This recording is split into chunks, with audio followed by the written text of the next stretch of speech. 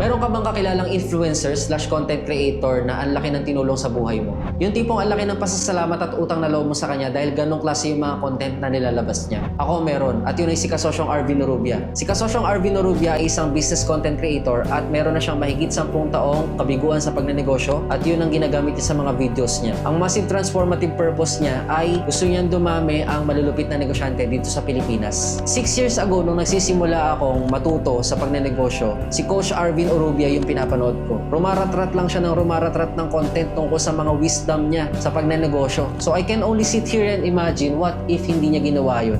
Baka iba yung trajectory ng buhay ko ngayon. Now, I'm sitting here also thinking that slowly I am becoming an influencer or a content creator. Kahit gaano man kaliit yung viewership ko, yung followers ko, gusto ko ganun din ako, may massive transformative purpose. Gusto ko, somehow, meron ako mababagong buhay nang hindi ko namamalayan. Kahit hindi magpasalamat sa akin, meron ako mababagong buhay kahit papano. At gusto kong i-share yun, at gusto kong i-share yung mga kamalian ko sa pagnanegosyo bilang stepping stone din ng future generation. Kumbaga, magiging positive cycle siya, and for me, that's amazing.